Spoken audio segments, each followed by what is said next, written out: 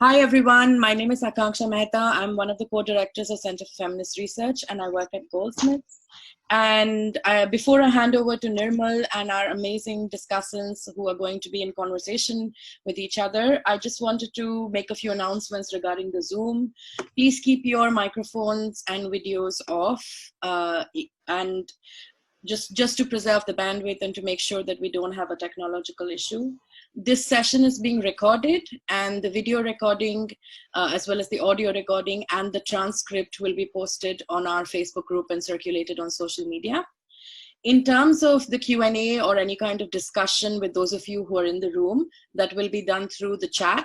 So feel free to use the chat throughout the session to, share your comments or anything you want to share in the chat. And then when the speakers are ready to engage with everyone in the room, they can look at the chat for your questions and comments and address them. Do note that no racist, sexist, homophobic, transphobic, misogynist comments will be tolerated. And if anybody is making such comments, they will be removed from the Zoom room and they will not be allowed into other CFR events.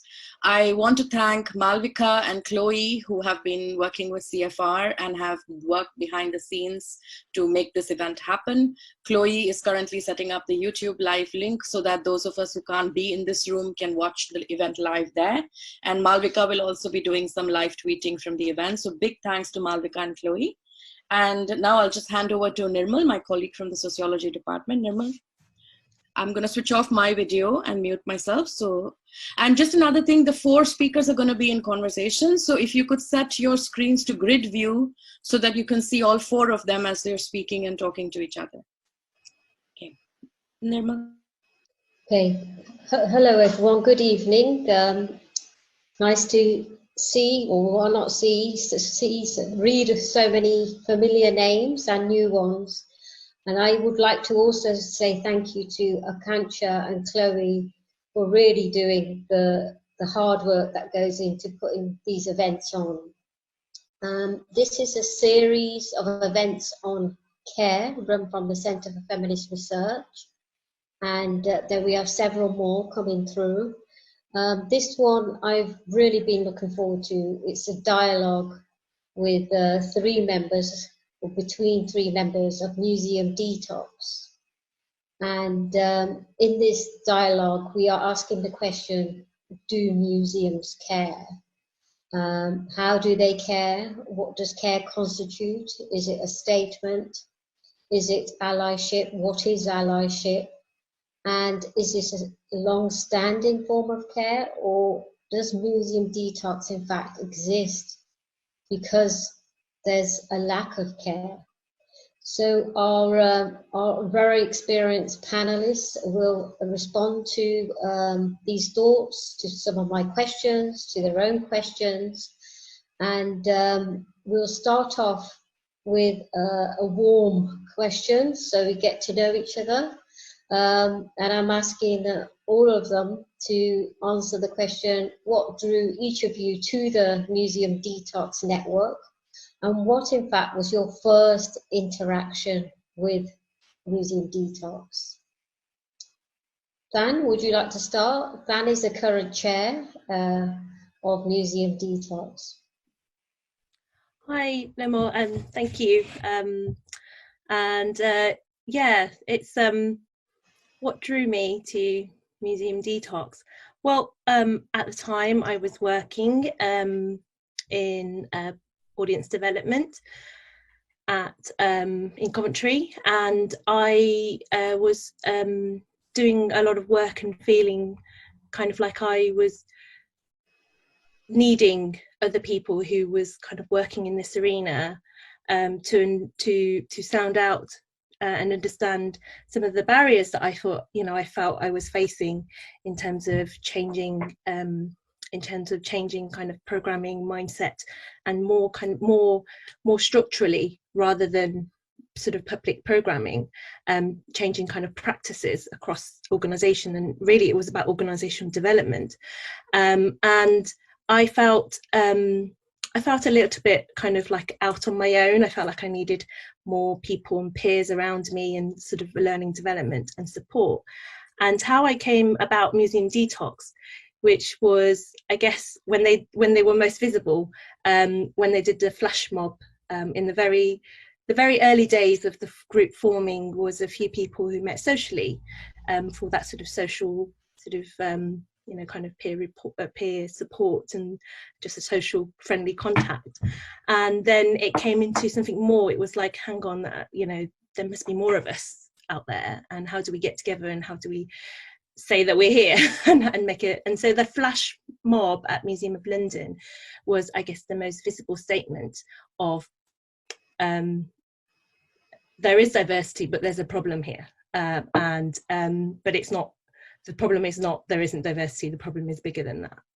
And so I saw that, and I was like, who's Museum De-tox? And this is exactly what I need.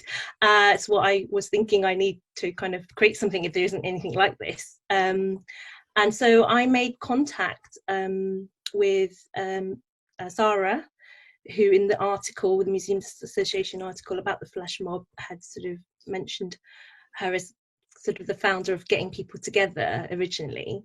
And she was at Birmingham at the time doing the Past Is Now decolonisation exhibition that I'm sure a lot of people in the sector have heard of. And I went, and there happened to be like a Birmingham meetup of BAME people, of people of colour that worked in the sector. Most people were actually from sort of Birmingham Museums Trust or some of the Birmingham kind of like heritage sites. And there I was from Coventry, trampling, getting over there and meeting people there in a social setting in the evening. And I just straight away knew that this was the group and the beginning of, something that I was going to be part of, that was bigger in terms of what it wanted to achieve. And I found solidarity and friendship and that sort of bigger purpose in what I recognised needed to happen in the sector. Thank you.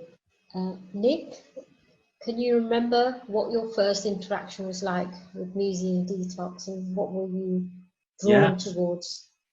Well, it wasn't that long ago, actually. It was only 2 years ago, and it was when I started working at Tate. So I'm a producer at Tate. I worked there for 2 years. But before that, I worked in other cultural organisations like Shakespeare's Globe and South Bank Centre. And my experience within those organisations were that they were predominantly white, and that conversations around race and unconscious bias and microaggressions were very limited. It became quite difficult in my workplace, in any of them, to really voice an opinion. At Tate in particular, I was chair of the BAME network there for a considerable amount of time. And I had attended Museum De-tox events for the first year, had kind of been socially engaged with them and had met some of the members. But as I kind of progressed through my career at Tate and worked with the BAME network, I became very conscious of the fact that people of colour can't have a safe space in these institutions because they're framed within a white space. So you're basically putting people of colour in a network that's still controlled and dominated by white people at the top. So the BAME network at Tate was pushing for change, but we were pushing for change from a directors group and a trustee group that were not diverse and didn't represent us. And that always presented a challenge. And that's when I became really drawn into Museum De-tox, because I realized that this kind of guerrilla style working, where we didn't have to answer to institutions, but could really speak amongst ourselves and put pressure on these organizations from the outside, that really appealed to me. And for the past year, I've been doing the social media for Museum De-tox, which has been really eye-opening, actually, because it's really put a focus for me on the kind of spotlights that museums and galleries place on people of colour and the issue of race, or the lack of spotlight, really, especially in the past few months. So yeah, does that make sense? Yeah. So, I mean, it's interesting. You had an internal network within Tate, but that really wasn't enough. And you were drawn towards what you call, is it sort of the guerrilla tactics, which went beyond some of the existing institutional ways of doing things. Could you say a little bit more about why Museum De-tox and the current network wasn't kind of working? I think it comes really down to justification, and I think the similarity between both groups is that they were heavily focused on people of color's lived experience within those organizations. And so when talking to another person of color, you don't have to justify that experience or understand, or have to say, this is why this is racist, or this is why I'm feeling this way. People just get it. But the difference is when you're at a Museum De-tox event, or you're talking to members from Museum De-tox, you don't have to then have that conversation again with someone more senior in order to enact change. And sitting on the exec committee for the past year, I've really it's just taken away that barrier of having to discuss this and my lived experience with white people. Whereas with the BAME network, it was always, okay, we as a group, the 30 of us do agree on all this, but now we can't do anything about this because we don't have that power, and we have to go somewhere else and then as a collective justify our lived experience. And with Museum De-tox, I don't need to do that. I can say, I'm feeling this way, and everyone nods their heads really and gets it. And then I can put something out on Twitter that says, this is how people of color are feeling. And there's none of those questions, which can contribute to the emotional labor of being a person of color in these workplaces. Yeah, we'll go back to the whole issue of the emotional labor of being in these institutions. Sina's going to talk without her camera on. She has some connection problems. Sina, is that okay? Hello, yeah. Can you Hello. hear me? Hi. Yes, we can hear you very clearly. I'm terribly sorry about this. I do not know what's happening because I've used my laptop today and it was working earlier on, so apologies. No, it's fine. Yeah. We were just, I don't know if you were busy there trying to connect, but we were just starting with the discussion of, what drew each of you to the network and what was your first interaction with Museum De-tox? Absolutely, yeah. So what drew me to Museum De-tox is really a sense of friendship. I know it's a professional network, but I'm a very warm person, and I've been working first in libraries and then in museums and galleries for quite a few years. And there was such a kind of emphasis on competition in the arts that no one, you couldn't have any friends, you couldn't have any kind of warmth, human warmth that includes being able to share the good, the bad, the ugly together, to be able to share together humanly with each other. And I really missed that. I mean, I discovered Museum De-tox by bumping into two of its members who are really, really great people and some of the warmest people in this network. So Sandra and Miranda, and they really invited me in to participate. And through their invitation, I was, discovered the network, and I became more and more involved. And it just interested me that we could have a collective voice, that there could be a possibility of collaboration and a collective drive to change a system where I had felt so alone, so misunderstood, so marginalized for so long. Suddenly I found this group of people, and it was quite a revelation to me. And for me, I'm also a mental health activist, and I'm only bringing this here because my understanding is that economic insecurity and a precarious job, and all these social ills will bring about difficult mental health problems. And I mean, we all know that people of color are overrepresented, unfortunately, in prisons and in the mental health system. So for me, it's for friendship, and it's for warmth, and it's for being human, and it's for being together, and it's for being in solidarity that I am in Museum De-tox, for helping each other and being there for each other in a world of work in the arts and in the heritage sector that doesn't really seem to appreciate us or want us around, and yeah, that's what attracted me to Museum De-tox, and the possibility to have a voice, a collective voice. So yeah, that's what attracted me to it. Thanks. That really comes through this from the three of you, how the networks are a kind of gathering, a gathering of friends, a gathering of recognition, and a place where you don't have to explain situations, you don't have to apologize for your situation. Over time, because it first started in 2014, I understand the network did, and I'm sure the demands on your time as a network and also your own discussions have led to changes in the network, whereby I've noticed that there's a lot of out-facing work that you're also doing, whereby you're actually calling institutions to account, you're building networks of persuasion. Dan, would you like to comment on anything of that nature that you've been involved with or want to be involved in the future?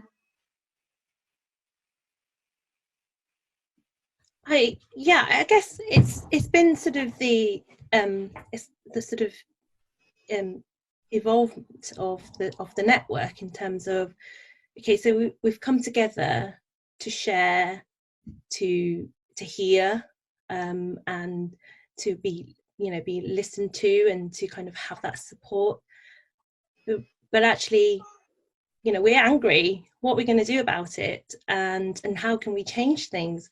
And so, yeah, so I guess we mobilized and got more organized and thinking more strategically, and kind of how can we leverage our influence, leverage and take power for ourselves, I guess, in terms of what can we say here and do here that's going to first of all make the things that are invisible or marginalized, centered, examined and looked at. What's mentionable is manageable. So it's kind of, we need to out that, and we need to talk about it, and we need to point a finger to it. We need to kind of be disruptive, we need to be collaborative, we needed to be all those things to kind of progress, really making a organization or a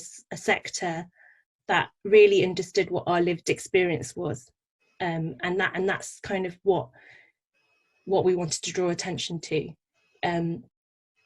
Not necessarily, not all the stats and everything like that. That yes, they're helpful. Of course, data has to, informed big decisions, strategies need to be informed by data, and we need to know what the gaps are.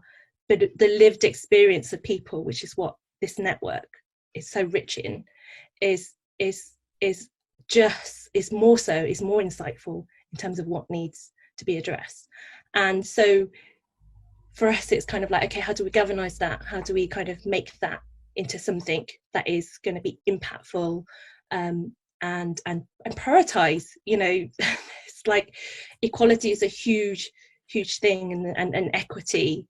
We want equity in the sector for people of color, and what does that mean? What does that look like? So we need to focus, because we're all volunteers and we're all doing what we need to do in our own jobs and careers and aspirations, and we have this extra huge layer of emotional labour, as Nick touched upon, on top of that, just to kind of be seen and heard and understood the experience and the barriers that we face and see and want changing. So yeah, it's kind of then how do we kind of resource ourselves and build ourselves to do that work and to work, and to build allies and to build a better understanding. Yeah, so following on for that, maybe Nick, you'd like to come in here on the emotional labour involved in doing the work of strategizing and caring for yourselves, doing it strategically. Could you speak of the emotional labour further that you mentioned earlier and Dan picked up on? Yeah, I think following on from what she said, I think as a network, we're very strong at having great dialogue between members about what we've experienced in the day-to-day of our workplaces, and the emotional labour that we carry within those to be a person of colour and to raise our voice on issues of race when they're often met with defensiveness, guilt, lots of different emotions that we as people of colour then have to take on board as well. So we're living both with the problems we're facing and actually the problems of white people. And I think my strategy going forward with the Twitter account in particular has been to spotlight issues, but not to solve them. And I think that takes away and reduces some of the emotional labour that is burdened upon us, because our kind of collective voice on those platforms is saying, this is an issue and you need to go and solve it. I think a lot of organizations do not remunerate people of color for the diversity work that they do. And lived experience, like Thanh said, is incredibly valuable. We often see stats being thrown around which lack that human, the empathy that a word or a phrase from people can actually really elicit in people. And I think that's something that I'm very keen on, is that, as Thanh said, we have all those voices in the network. We have so many members. Let's highlight their voices, and hopefully that will show a shift. The constant thing that I met with, I think, on the social media platforms is the shock of how we're experiencing working in these organizations. I experience a lot of people saying, I can't believe that people have experienced this. I can't believe this is happening. And by doing that, they end up absolving themselves of responsibility about how they potentially might perpetuate that same behavior in the workplace, and what they might be doing to be anti-racist or standing up for people of color in the organization, particularly in this moment for Black people in the Black community. And I think as an organization, we're constantly left with the emotional labor of what should we do? Okay. And so it's a constant balancing act, in my opinion, about spotlighting the problem and then saying, okay, here's some starting points. Like, here's some resources to go and do that work. But I think it takes willingness. It really does. And it takes someone who is on the other end of that Twitter thread reading it to say, okay, I see this problem and I need to do something about this. And it's that I that I think is currently missing. And it's why there's so much emotional labor in the current sector. Yeah, I mean, sometimes the very naming is a huge task at the start, isn't it? But do you get to this point where you just continuously naming? And at the moment, institutions everywhere seem to be in shock that people have been living with institutional racism. And I think people from several places can resonate with that. Sina, are you still there? Yes, I am. Hi. Wondered if you wanted to come in on you mentioned mental health issues and concerns with emotional labour and the work of being in organisations and the lack of support. Would you like to come in at that point? Absolutely, yeah. I'd like to comment about the emotional labor of being involved in these conversations in the first place. I really liked what Nick said about spotlighting the issues but not solving them, because yes, I've come across quite a few institutions who so like my cousin, but this was in the Spanish Civil War. So I think someone's unmuted. Okay. Yeah, a lot of institutions who just want to use people of color for their knowledge, for their lived experience, and you know, not really how do you say, not value this, not value it either with money, with recognition. When I say money, every time I have mentioned money, and the fact that, you know, people of color are on low paid wages, low paid jobs and precarious contracts, I've had people in HR, you know, approaching me like I was, you know, like only thing I was talking about or thinking about was money. But, you know, people need to live, to be able to pay their rent and to raise their children, you know, and that is going to lead to bad mental health and additional emotional labor. The one thing I'd like to say is that yesterday I was in one of those BAME meetings organized at one of the institutions where organizations where I work, and I was absolutely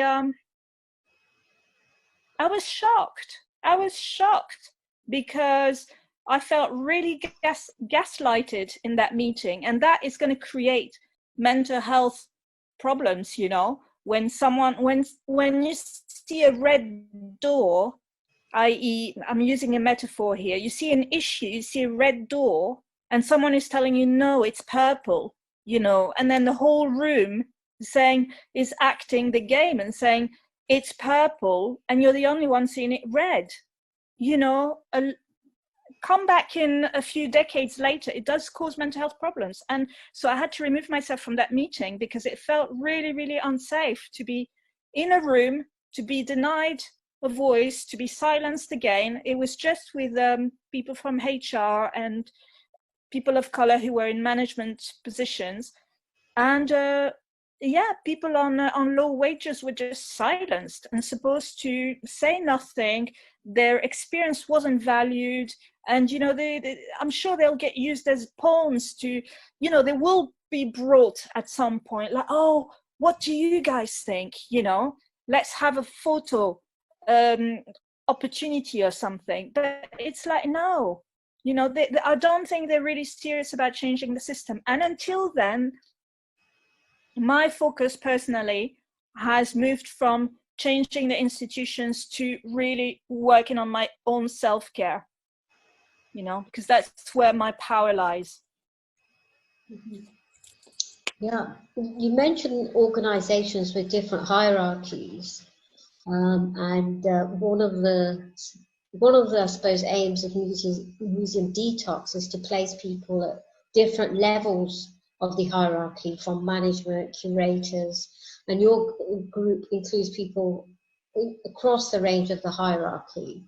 And another thing Museum De-tox has done is to push for different kinds of programming, different kinds of displays to center decolonizing, for decolonizing to be more than a word or more than one artist, to be more than just relabeling, but to involve giving back what has been taken from all different sorts of relations of violence around the world.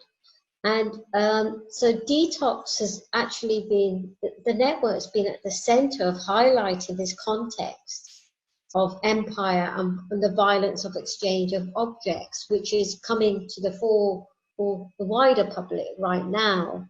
But many of you have been doing this work, and as you said, voluntarily, you know, you've been volunteers.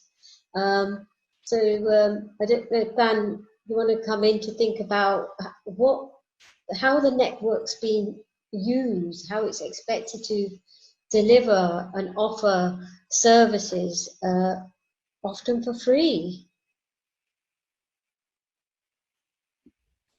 So I feel, we've sort of pushed back from this and have been going, I guess, back and forth with it. And we will be part of the problem if we don't put our foot down and be stronger about the situation. Because often, we're kind of like, oh, here's a think piece here, or here's a conversation there, and you kind of sort of get drawn into it because we want that change and we want that highlight and we want to kind of draw, we get sucked into the idea of this is what we want, but at the same time it's drawing the line and knowing our value. And actually, if we are being asked to contribute to something, it's because our voice is it needs to be heard. It's something that people want to hear from, and if you want to hear from that, then actually there's a value and remuneration to be put to that. So we are getting much stronger at asking for that, demanding that even, and certainly I think going forward, this is what we are setting ourselves up to. So I currently chair the executive committee. It will soon be taken over and co-chaired by Nick and another member of the committee, Charlotte Holmes. And some of the work that we've been doing in the last year or so is to kind of really structure and organise ourselves in a way that focuses on our core mission of impact, that we feel in our capacity and resources to make, and also equipped us in a way that we can kind of draw funding and money and ability for our services to be remunerated. And when I say services, it's about us enabling change in a sector that is going to be beneficial to us all. It's not about us being in service to white institutions and to kind of patch over issues with a plaster, or that is kind of deeper work that needs to happen. And we are first and foremost in service to ourselves, and that's why we came together, is to support each other and to support our members, and to be able to actually address the fact that we are losing diversity in the sector despite all the efforts and the noise around representation and making that change. So the environment, it's about the environment changing, and what we do about that. So I'll let the other two who are also on the committee, and as I say, Nick will be in a few months' time taking over. Yeah, so Nick, you're taking over very soon as the co-chair of the network. But Dan mentioned noise, noise, there's a lot of noise going on now. I mean, obviously it's been named performative noise, performative statements, but noise can also be an interference. There's a kind of activism noise, which is interfering with how people have been narrating institutions and narrating histories. What's the place of Museum De-tox in the sector? How is it seen, and how are you trying to position yourselves? I think it's really interesting that you mentioned seeing us as at the centre of these debates, because while I agree, that's not always how we are perceived. And I think there is constant erasure within the sector that occurs when we might put out something on a platform, and an organisation will see it. Obviously they'll see it. We've tagged them, they know it's critique, they know we exist, they'll see it. And a few hours later we'll see a responding tweet that is a Black Lives Matter statement. It is something on those lines, but they've not responded in dialogue to us or mentioned that we were the people who pushed for that change. And I think that's just how a lot of people of colour feel in this sector. And I think you constantly do this diversity work for organisations, and then the organisation owns it and they put the organisation name on it. Individuals are lost in that work. So it's interesting that you say that we're at the centre, because I don't think that, and I don't think it will be at the centre for a very long time, unfortunately. The way I see Museum Detox is always operating on the side. We're always at the periphery. And as museums and galleries try to expand and they try to move forward with diversity initiatives, etc., we're always there pushing and pushing them to go into a different direction and saying, this is not the right way to go.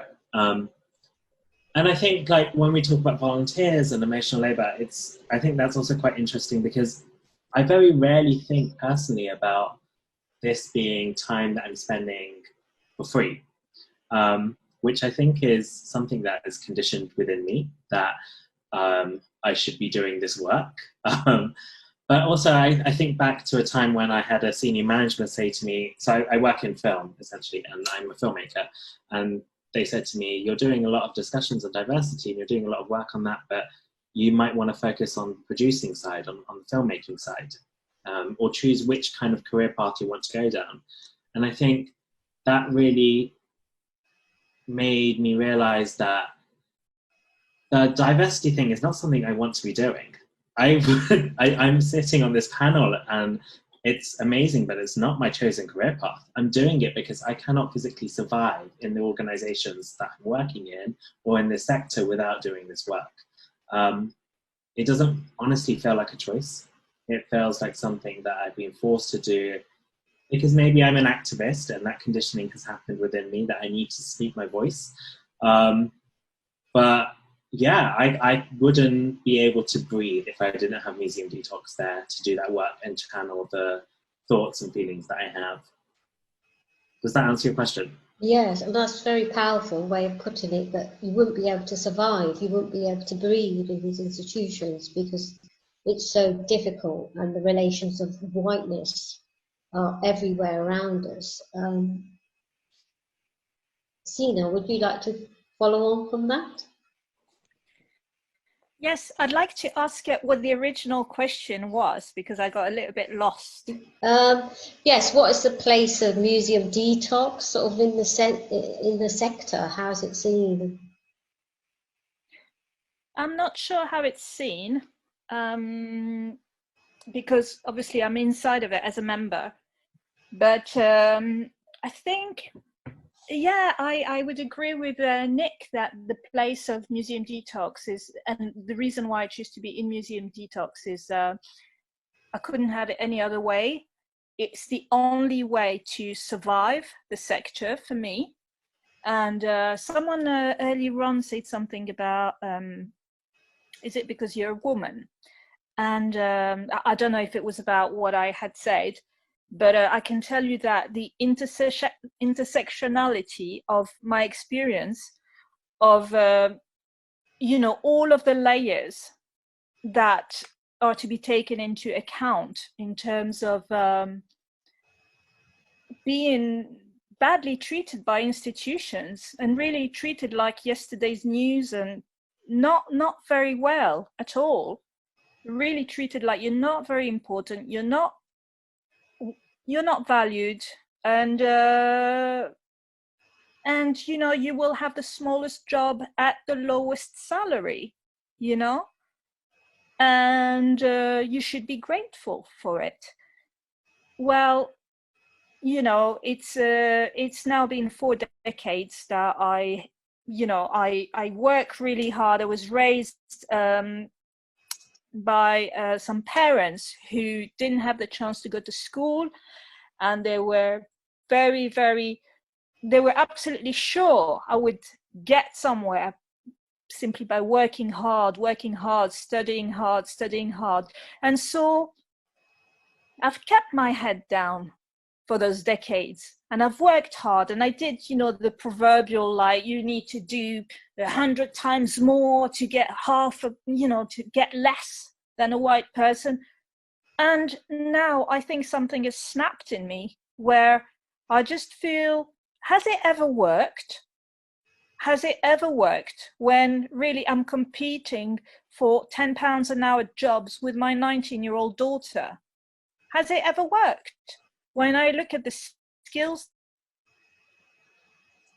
that I have, and that my employers are not interested in giving me in considering me for anything remotely interesting. So yes, for me, I think it's like a pressure valve to be within Museum De-tox, and it helps me to survive the sector. And like Thanh said earlier on, yes, we are losing diversity in the sector because also, as you may know, there aren't many people of color who are able to work for so little, you know. And so by definition, it's only going to be privileged people who can do a lot of work for free, who can do, you know, unpaid placements and things like that, if you're lucky to get them. So we are losing diversity in the sector, but we're still here, and yeah, we're making our presence known. Yeah. Thank you. On that question of making the presence known, I mean, when I say you're central to me, I totally hear what you're saying, that in the play of institutions, that the network hasn't been held to be central. But you know, you're there with different kinds of pressure points that you're pushing with. And earlier you mentioned the arts activism, which happened with the flash mob, for instance. Dan, I think you mentioned that, didn't you? But also I was thinking of the White Privilege Clinic in Manchester at the Museum Association conference in 2017. So it's really interesting how that was a place where you played with this sense of whiteness and the importance of discomfort and the importance of questioning wokeness. Dan or Nick, would you like to come in on that? I'm happy to go. Yeah. Yeah, this idea of making yourself known is quite interesting to me, because I think that's always something that we find very difficult as people of colour in this sector, or in any sector, in any room, in any space that you enter. I think having your presence felt can be difficult. And like Sina was talking about, employers not being able to give her opportunities that she would find interesting or suit her skill set, I think a lot of the time we are ornaments in a lot of those organisations that help look like the diversity is present. And when we think of the white privilege test, I think this is really interesting, because when I first joined, I took the test and scored quite highly, meaning I had a lack of privilege, and was speaking to several colleagues who were white about it. And the constant things that I was hearing was, this doesn't give me an accurate representation of my privilege, because I come from a lower income household, or I'm a woman, or all these other areas where people are marginalized within society. And I think the conversations that's also being mentioned in the chat about this idea of Sina presenting as a woman, and that experience being twofold, not talking on Sina's behalf, but talking as a queer person, my queerness in the organization doesn't mean that I experienced marginalization twofold over. It doesn't mean that my making myself known is harder than it is for a person of color who is not queer, but it presents as cis, as cisgendered. And I think privilege, the different ways we look at individuals and the way that they're made up, sorry, sirens, the way that individuals are made up is it's not a block. We're not building Lego blocks of different kind of privilege and different identity structures. They coexist in different ways. And so making yourself known is always very difficult, because people will always try to derail the conversation by saying, but what about this? What about class? What about gender? What about sexuality? All these other protected characteristics that are equally important, but that's not the conversation we're having right now. And I think a lot of white people need to understand that racism needs a space of its own to coexist, and you will not understand what it means to be the victim of racism. It's impossible. And empathy will only ever get you so far. The thing that you just need to do is listen to our experience. So yeah, I don't know if that answers your question, but the idea of making yourself known, I think, is really hard for us because no one wants to know. Yeah, so picking up on that, Dan, this notion of getting people to listen, and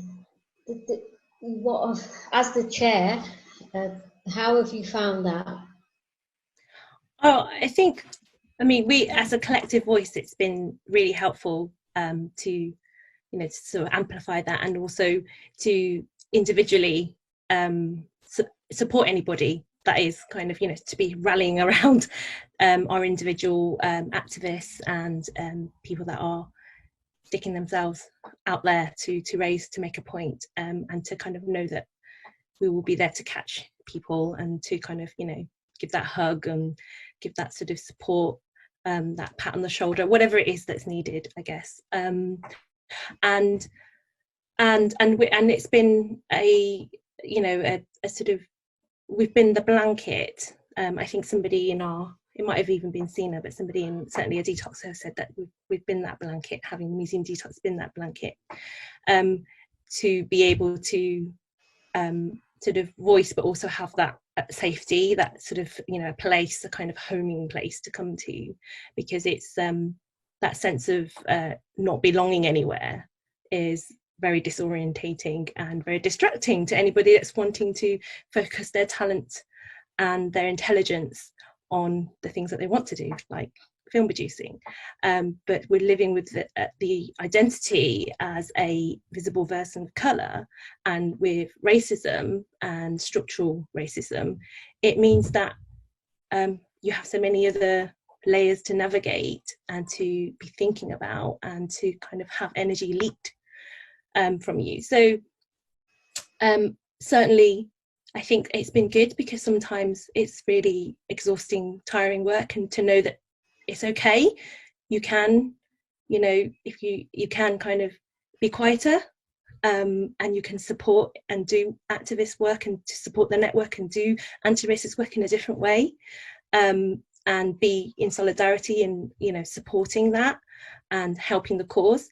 You can also take a rest and know that your peers are there doing that, and then you're sort of, it's a marathon. We kind of like we'll take it in turn to pace out, and there'll be different people that will lead that pace, and we will galvanize and support around that. Everybody hopefully manages to finish that together. So yeah, I don't know, that's a bit of a rubbish analogy, but anyway, I'm just trying to sort of say that it's the different experiences. We are also a very different, diverse network within itself. But I think the common thread is that we understand this intersection of reality of race.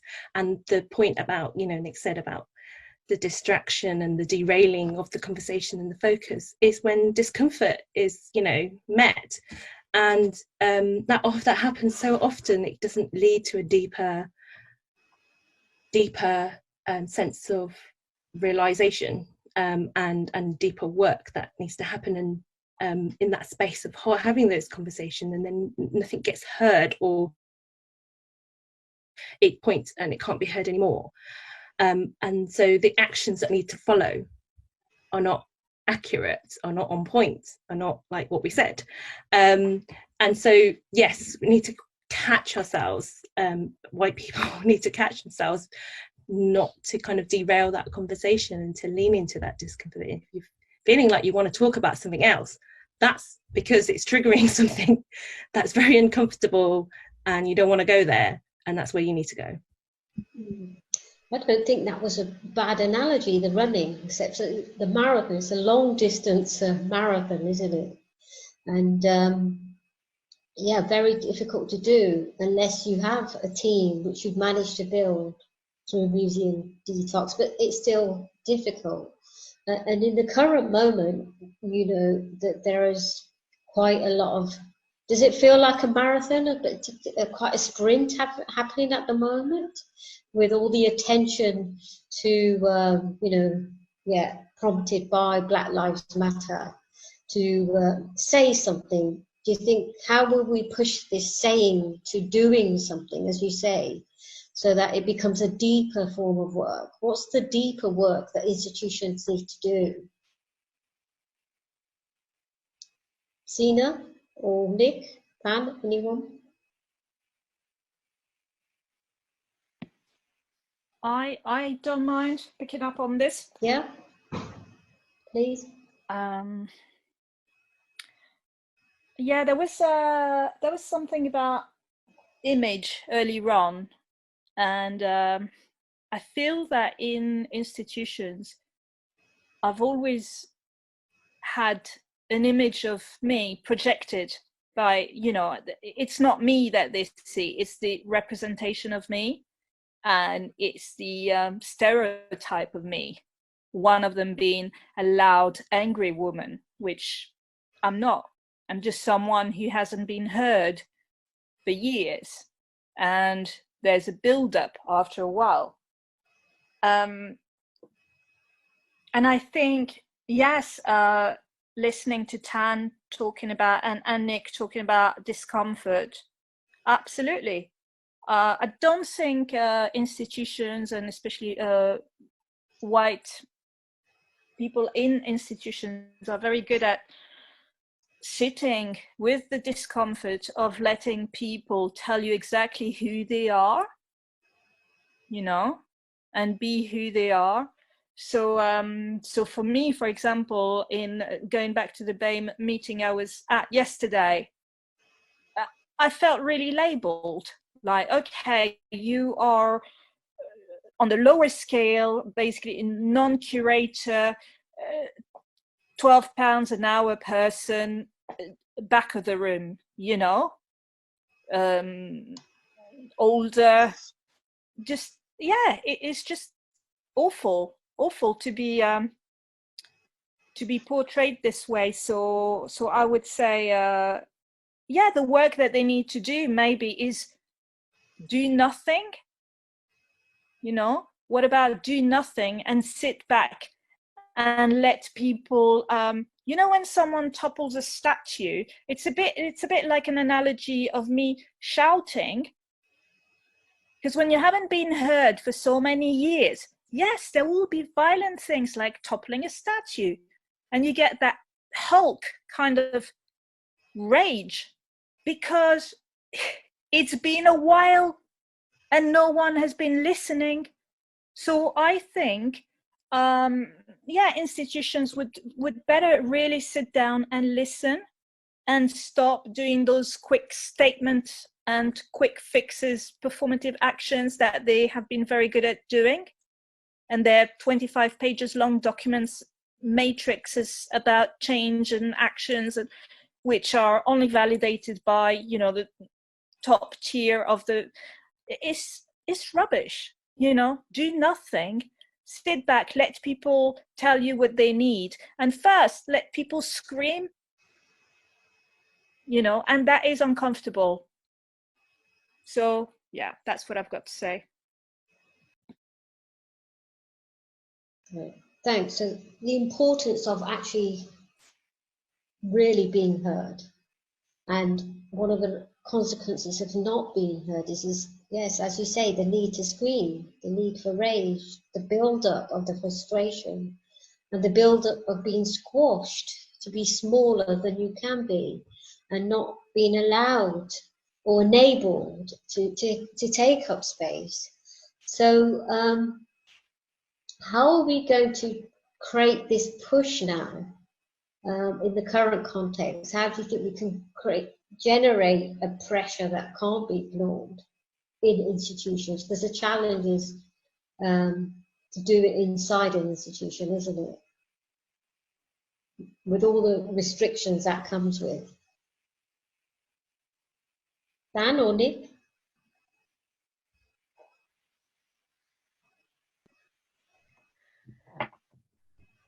Well, I think, I think that actually we've there's a real shift in momentum, and I'm just talking about the marathon because it has been, but if people go with the marathon analogy and watch marathons, there is a sprint at the end. And there's like moments where that changes, you know, the pace change and it needs to step up. And I think that we're in this moment now.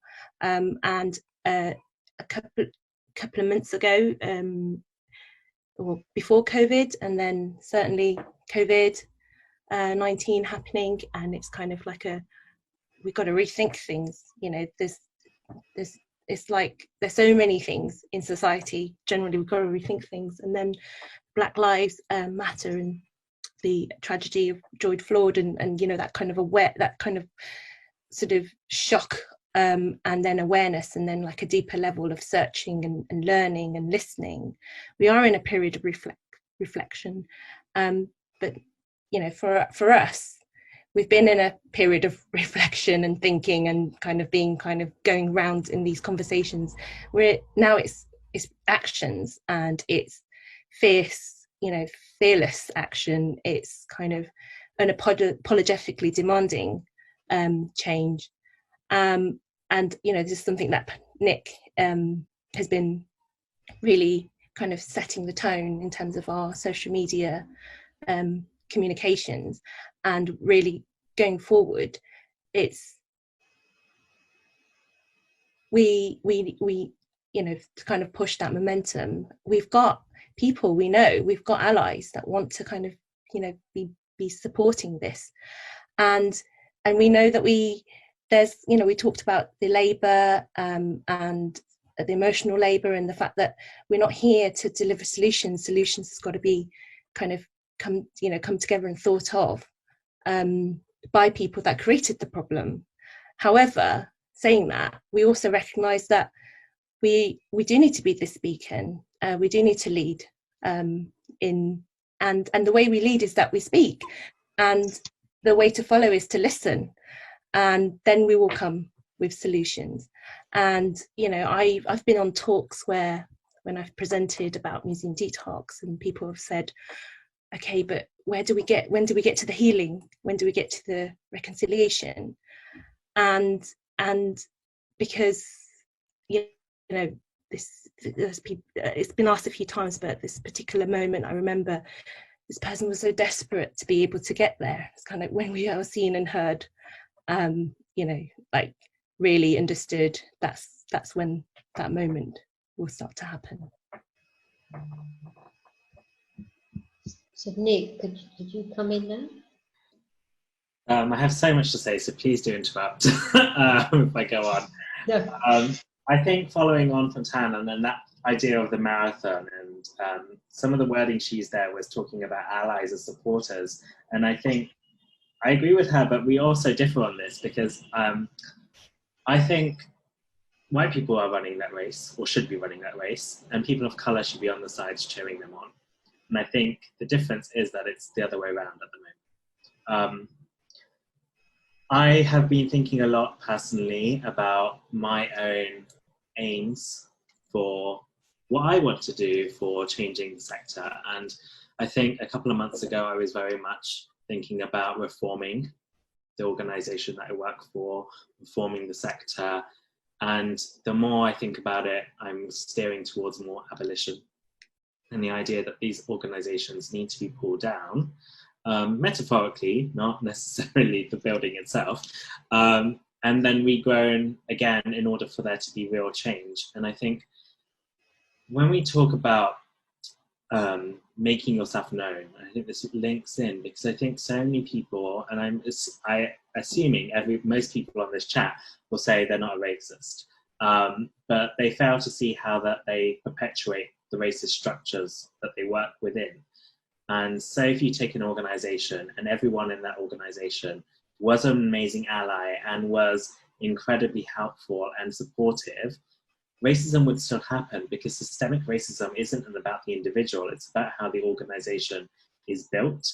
And organizations tend to be built with white people at the top and people of color at the bottom, and it's very hard for people of color to get into the higher ranks.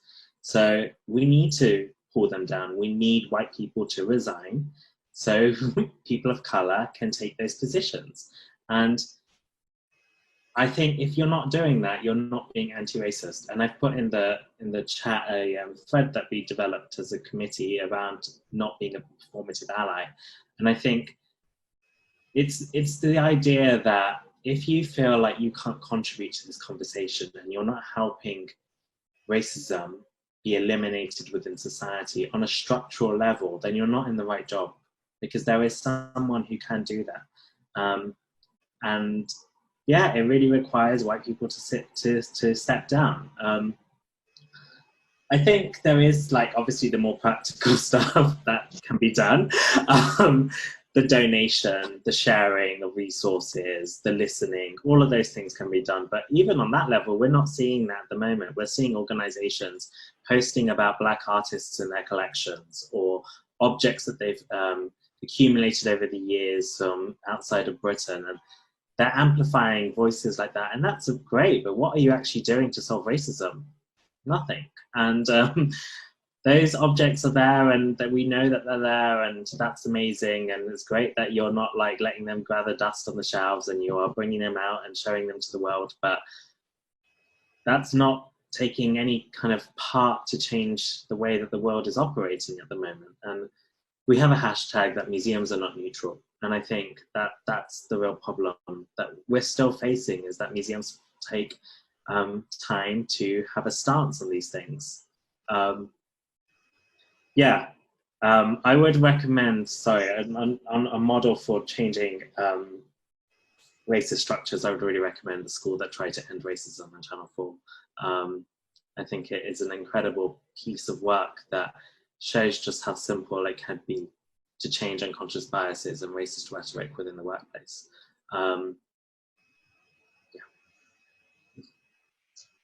Van, that reminds me of an event we did together, was it 2 years ago now? I can't remember. And much of that was about objects the British and the East India Company bought from India, namely the Maharaja's chair, Leap Singh's chair. And so this object attracted lots of what in museum speak is called diverse audiences, you know, people who wouldn't normally every day go to the museum. And so in that sense, it was a success. But on another level, it actually highlighted how they were prepared to sit in discomfort with the discomfort of empire, and they were prepared to give ownership of the narration of that exhibition, because it had come from, was it the V&A? It had come from a V&A, and it was doing a regional tour. And so that sense of, Nick, what you refer to as the ownership, is so vested in the controlling of the minutiae of the objects and all the assemblage around it. And we did our best to institute polite guerrilla tactics, but in the end, we just about managed to have a panel, didn't we, in the museum? Yeah, in the end, yeah. It was called Decolonizing Culture, and it was meant to, it was like an act of subversion that could have, that was kind of, wedged in, and felt I was battling to the wire at the end just to have the room that we were wanting to have it in, and people weren't convinced that it would be filled up, and it was, we had to turn people away at the door. So that sort of, that did change some things, kind of just having to, like, again, this kind of showing how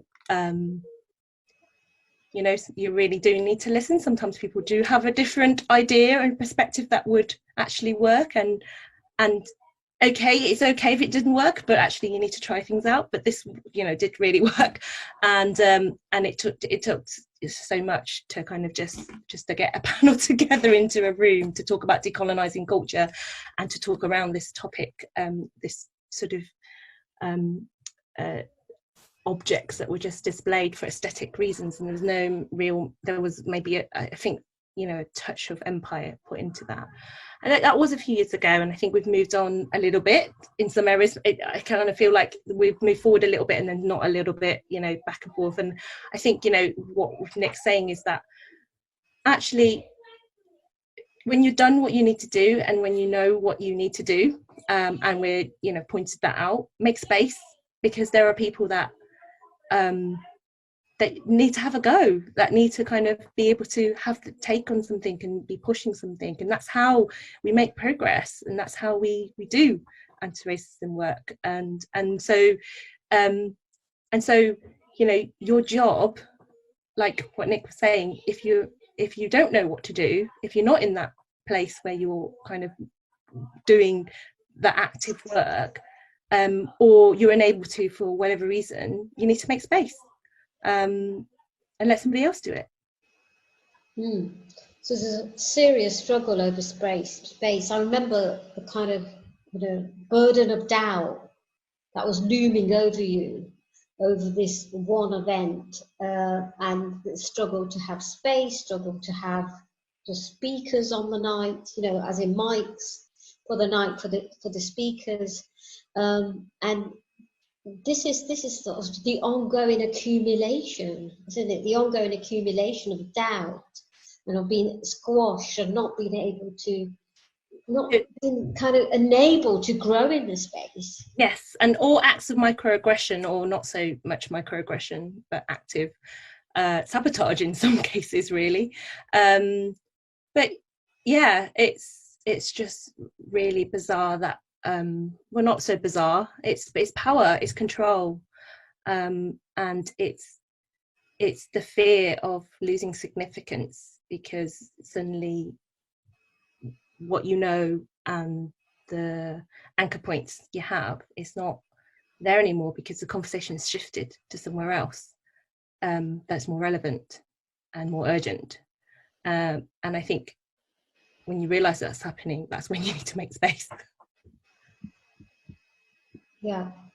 Sina, I wonder if you'd like to come in there, where how change is needs to, you know, it is going to involve loss. People have to recognize privilege and the need for loss in change. It's not going to be just a polite conversation on a sofa. It involves way more than that. Tina, did you want to come in there? Yeah, absolutely. So what I wanted to say is that my focus used to be on reforming the institutions and getting them to hear me, hear us. And now, as I said earlier on, it's pretty much on self-care and kind of having self-care as a way to survive what is being done on top of what has been done previously. And also, I mean, when you work in museums and galleries, you have historical artifacts. You're constantly challenged by this history looking back at you, and those labels that say one thing, but you may know something else about the story, but obviously it's not represented. So all this violence really takes its toll. And so that's why I constantly bring in the idea of care, self-care.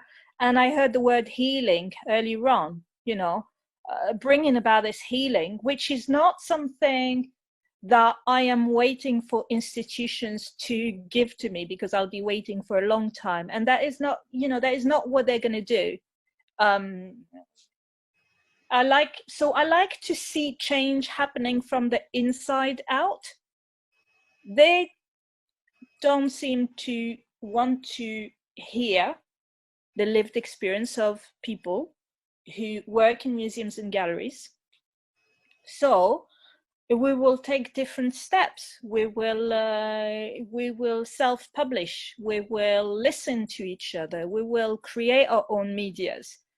And, you know, maybe at some point, you know, they might or they might not be interested in joining in the conversation with us, because there was something earlier on about you said something about what is Museum Detox, or what's the place of Museum Detox. I sometimes see institutions look at Museum Detox as some sort of danger, danger revolutionaries, there's something really bad's going to happen, these people are going to take over. No one has said this with these words, but I can see the alarm, I can feel it, the blood pressure rising. And basically we are, at least I speak for myself only, because as Thanh said earlier on, we're a very diverse group of people, so we're not just POC, and we come in peace, we come in absolute peace, however we will not this emotional toil that we're talking about and this violence that we're talking about has to be countered with really putting ourselves first. So for me, the change will not come from the organizations themselves, but from us changing what we can change, and maybe at some point organizations seeing us as as peaceful people who would like to be heard, instead of just revolutionaries who want to disorganize everything and disrupt everything without a need for that. I'm not sure if I make any sense, but yeah. Sure. So that sense of terror, there seems to be kind of a terror, even if you're sitting there very politely, but it's because of the perception of threat, isn't there? And what it poses to the legacy of the institution, and the resistance to having a open conversation about the legacy, and the needed for shift in what is knowledge, what is expertise, and who controls the objects as well. Nick, do you want to come in there before we open to some questions? Yeah, I think on the topic of artifacts, I think this is an interesting conversation, because for me, that is now, in the past few months, sitting as something that belongs within reform rather than within abolition. Because I think a lot of, I don't know if anyone saw, but on BBC News there was a report on how museums have responded to Black Lives Matters, and did an interview with the British Museum. But it was also headed by Dan Hicks, who is a white person, talking about how museums have taken artifacts and objects and the need to decolonize. And I think that's quite interesting to me, because they're interlinked. I think we need to keep them separate. It comes down to that structural racism that constantly gets swept aside, which is the violence that I think Sina is speaking of. Look at Goldsmiths, for example. You can have the most amazing curriculum, which is diverse and incredible, but you're going to still have academics who are of colour resigning, because your system and the power structures that lie within the organisation do not give them the support that they need to as people of colour, and have their voice heard.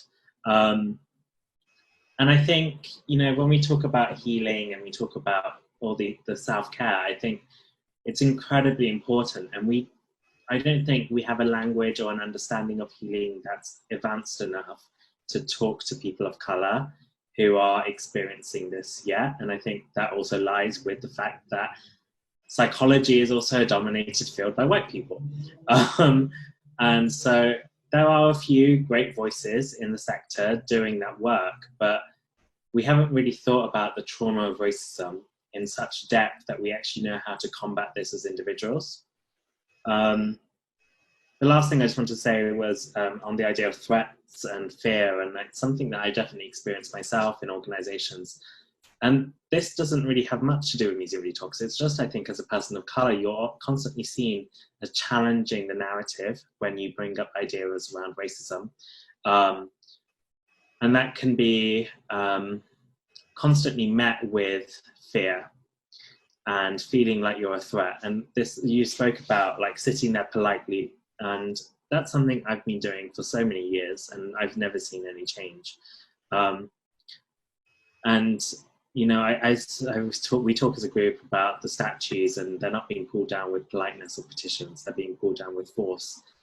And I've really come to peace at seeing myself as a threat, because the honest truth is I am a threat.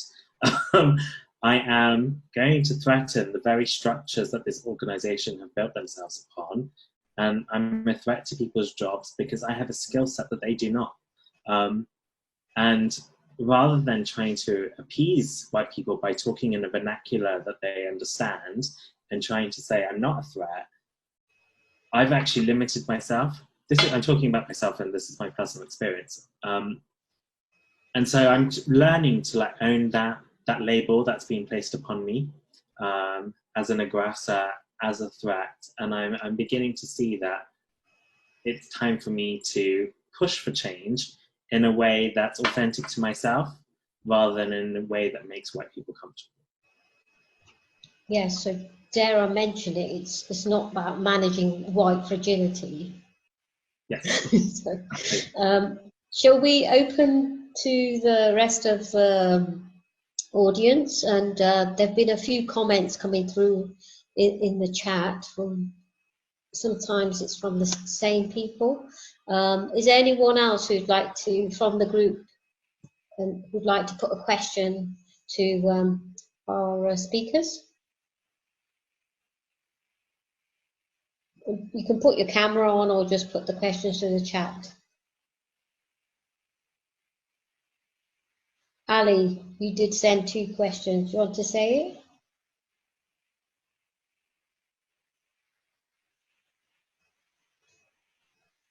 Hi, sorry, I'm just doing the video. Yeah. Yeah, thanks, Seb. It's been a really it's a great conversation. It's really resonated with a lot of, I've been doing quite a bit of work in museums about like decolonizing, and yeah, I just found like museums are absolutely terrified of conflict, really. That's been my experience. I kind of, and are very quick to, you know, allow some debate and some democratizing through co-curation or co-production or whatever, but are really anxious to quickly like resolve this conflict, rather than seeing, you know, conflict as a positive, you know, democratic reality. You know, it's just like too quick to kind of like close it down. And I find that the idea of like professionalism, having one's professional perspective, you know, being steeped in like museum studies or your own kind of like specialism, it's very reluctant to give up that power, actually, and like understand that that is a legacy of colonialism, like in itself. You know, the whole discipline, it's fascinating. But yeah, really, it's quite remarkable. I've worked in lots of different institutions and organizations, but I found museums like seem to struggle to change the most. And I think there's something about the ways in which, a bit like academia, the ways in which things are planned so far in advance, and these like tremendous complex Gantt charts, that there's like a lack of ability to kind of respond, actually. There seems to be, there's a willingness, I think, although that's unevenly distributed, but like a lack of ability to respond like in the moment. Yeah, that's all I'd like to say. Does anyone want to comment on that? I just wanted to comment on the fact that I think museums are slow to respond because you know, the structure suits the power. You know, the structure keeps people with the power and the privilege in that place, so it replicates itself, and so there's very little sort of motivation to change. And actually it's external threats that make that change. It's about relevance and about the changing environment that is kind of making that change, forcing that change. And you know, some sort of big institutions will kind of be able to root themselves and to weather that, just because of status of kind of being sort of, you know, symbolic national historical feature. But I think that demand for change and that kind of like change within, which is what Sina was saying, is going to kind of shift the delivery model, the operational model, because like you say, it's kind of, it's the way it's done, it's structured. It keeps, you know, it keeps that kind of power structure in place. It doesn't open it up at all. It's not democratic. So building in sort of like a more agile approach, and I'm going into too much organizational language here, but yeah, it's like the system, like maybe what Nick was saying, just needs to be abolished and be worked differently. Mm-hmm. We've got a few more questions. Nick, do you want to come in there? Or? I just wanted to quickly Yeah. say, I think it's also worth noting that this idea that museums are adverse to conflict, I think we have to be specific and say that that's about racism, because I'm a queer person and I'm not sitting on a panel talking about my queerness and how that's represented in museums. There's a different comfortability with different marginalizations happening, and we have to be really specific about racism being a problem, particularly. I don't know if you've looked in the comments, but there's a couple of questions. I'll just summarize. One question is, can you talk about the difference between decolonizing museum and addressing structural racism? And another question asks, can you think of any moments or incidents within museum that felt like a temporary kind of achievement for, you know, anti-racist issues? Do you want to respond to those two? Then there are some others coming through as well. I can respond. Yeah. So the question about a temporary kind of small battle won. One of my jobs is in an art gallery, and I was really horrified by the fact that an artist of color was being exhibited. We were about to open this exhibition of this artist of color, and I felt there were many kind of sensationalist things portrayed or put across about this artist, and the gallery wanted to put a sign here and a sign there, and sorry this and a sorry that, and you know, trigger warning there. And basically there was a video that some people may find shocking, but it portrayed police violence, and it was a real video of, you know, real CCTV video mixed up with some academics speaking. And yeah, there was a whole hoo-ha around this video.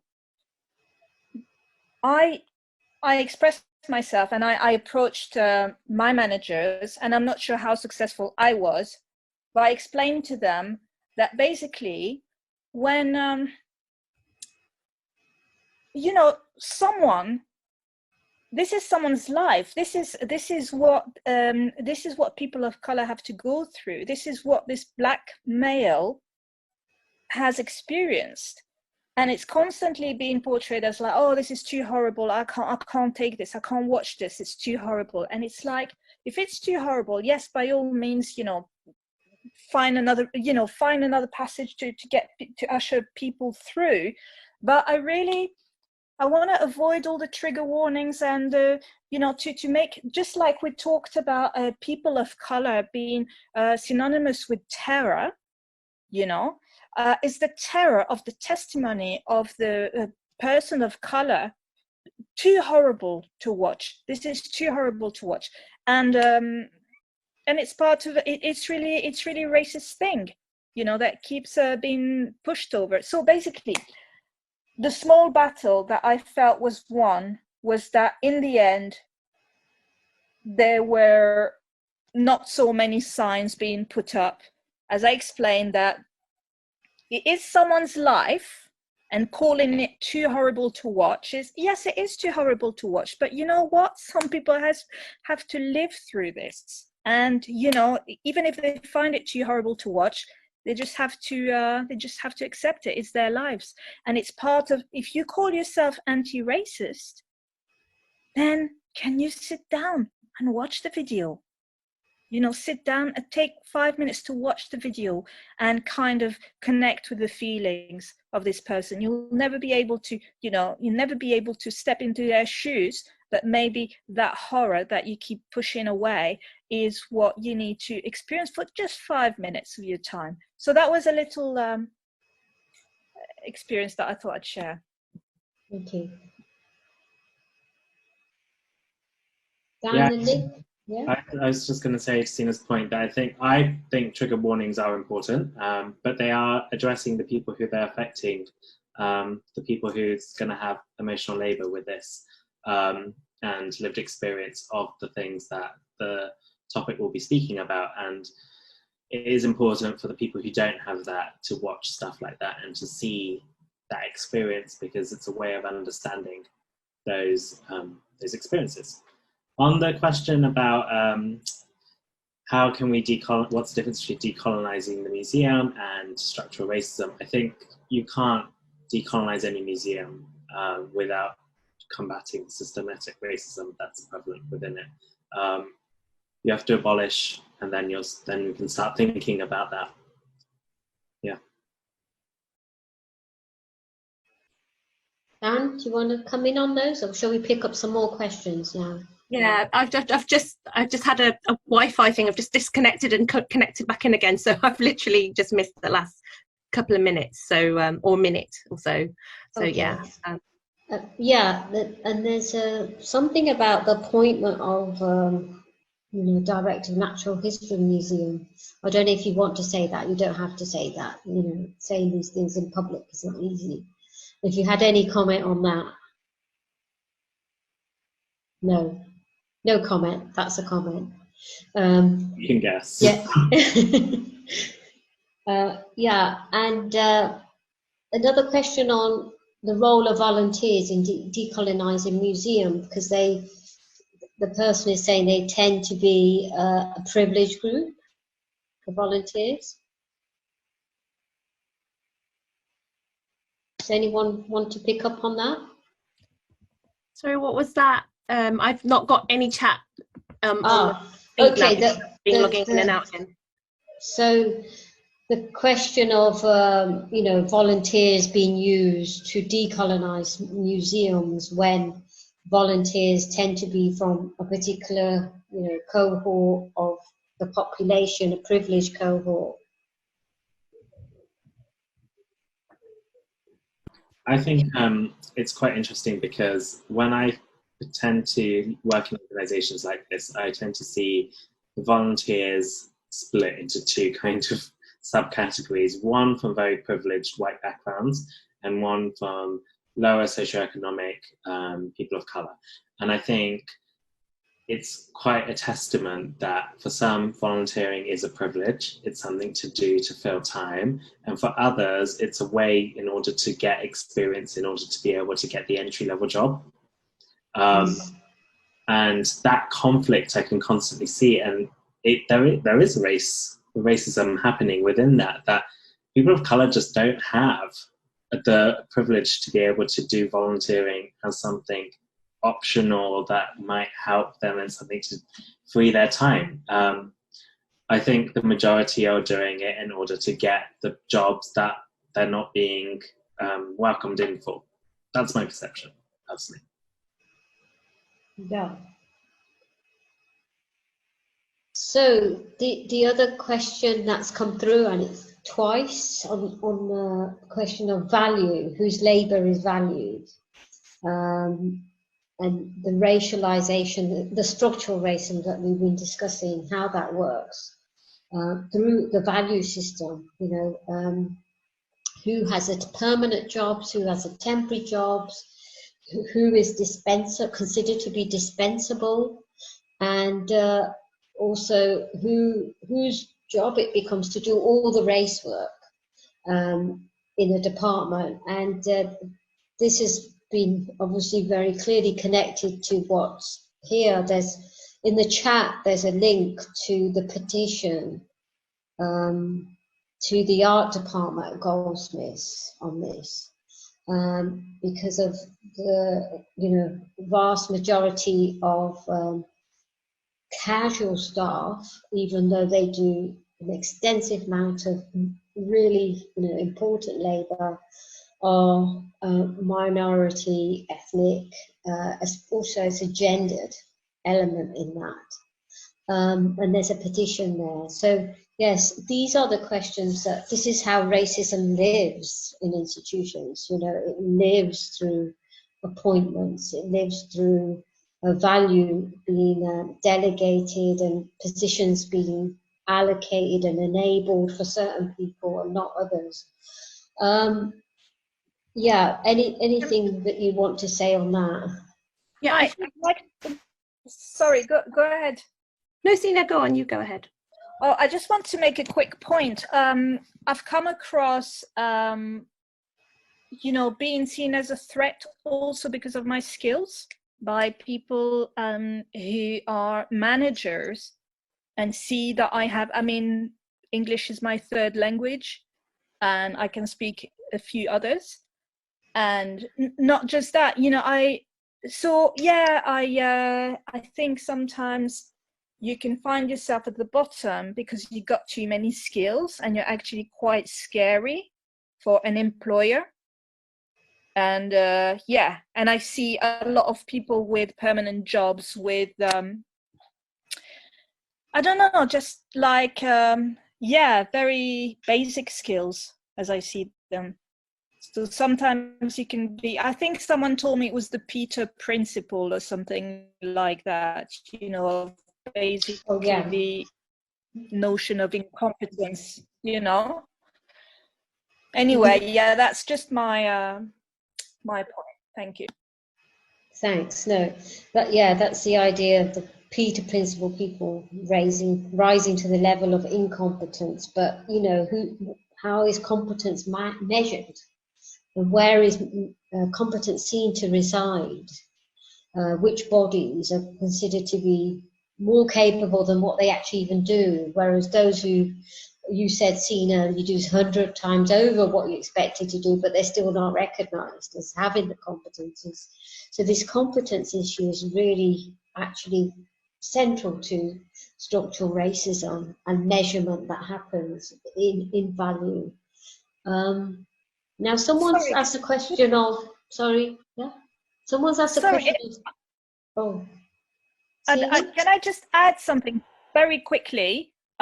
So I've worked quite a lot with supplementary schools, which are, if people don't know, they are kind of Saturday schools for people generally from a different ethnic background. Sorry, Sina, not breaking only, up. That are set up by groups of parents or group of people of color. Oh, okay, sorry. No, can you hear me now? We can, yes.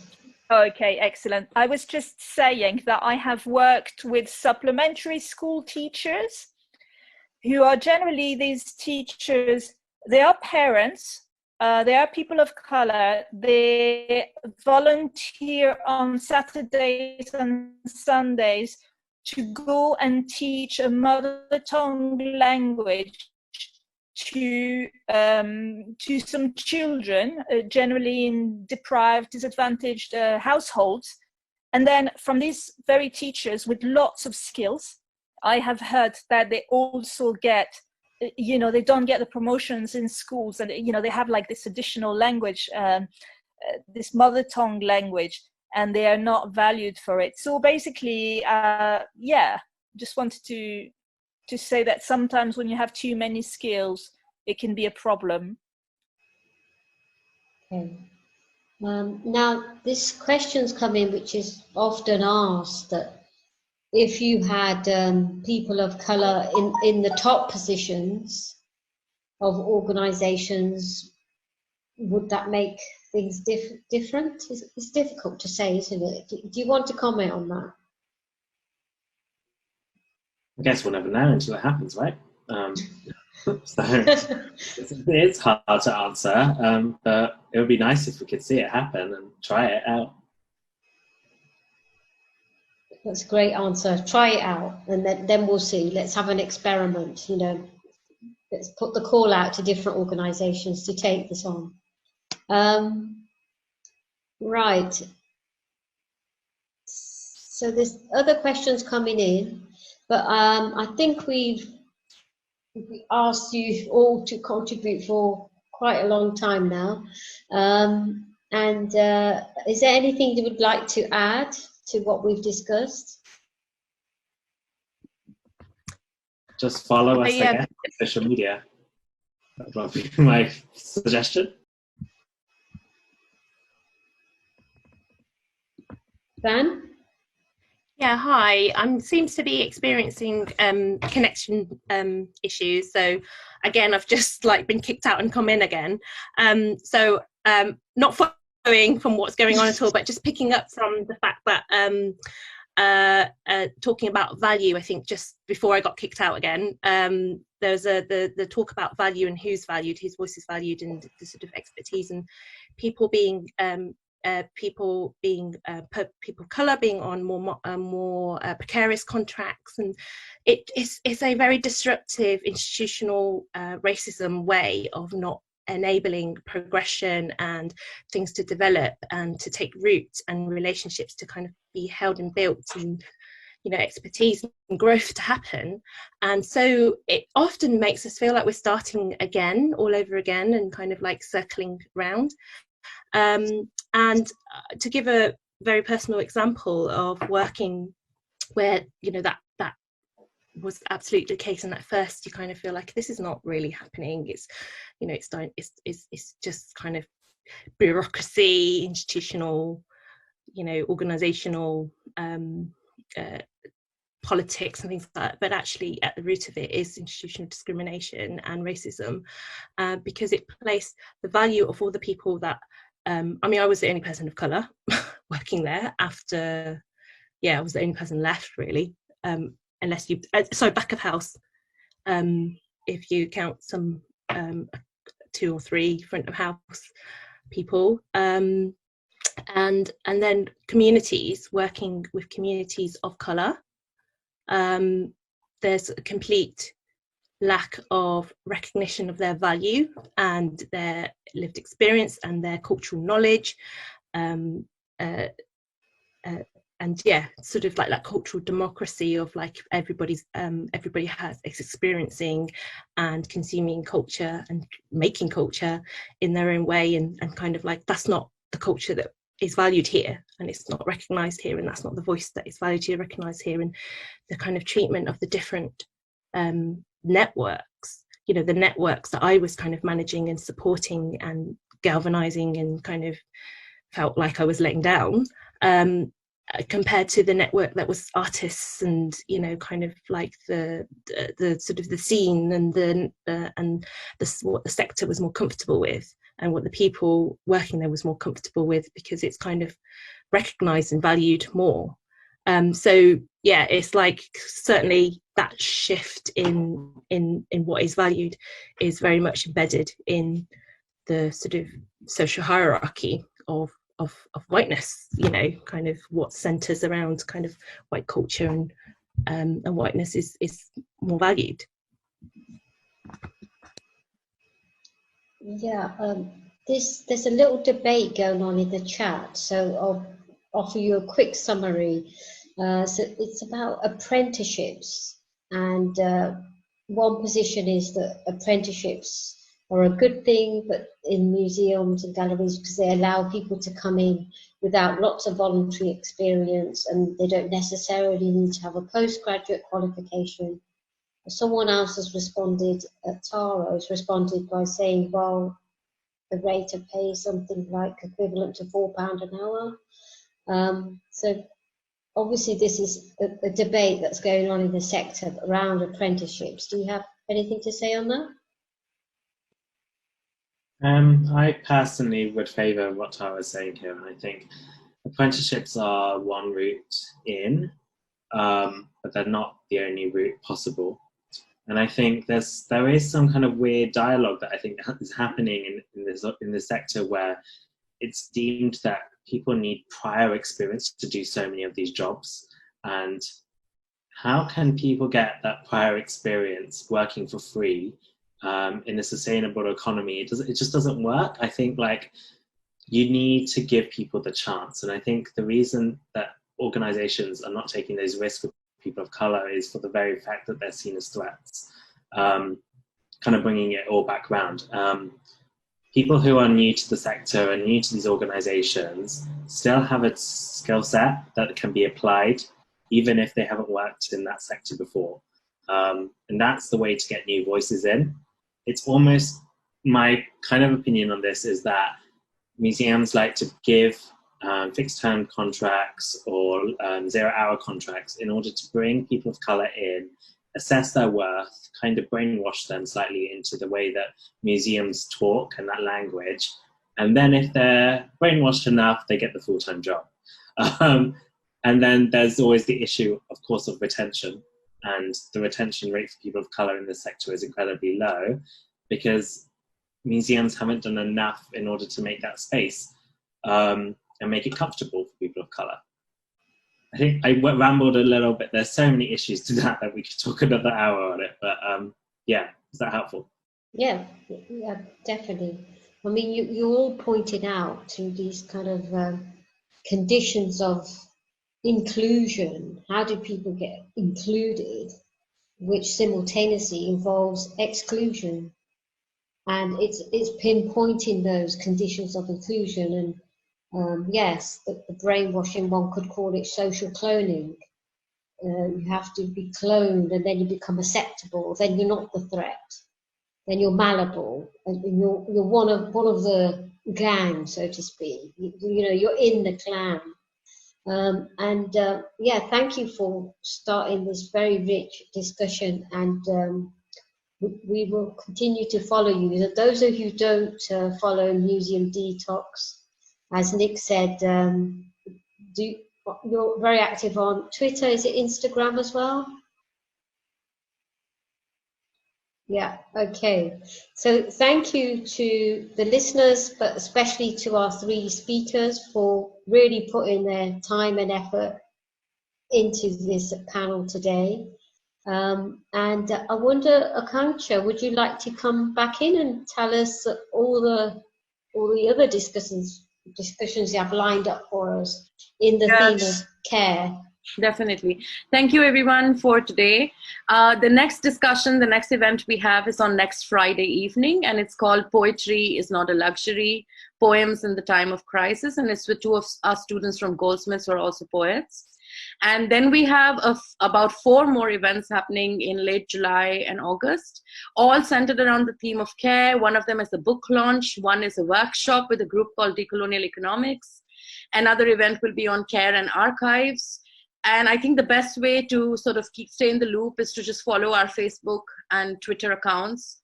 We'll be uploading everything related to the events, including recordings and transcripts through those accounts. So just follow us and you'll be in the loop with everything that's happening. Yeah. Okay.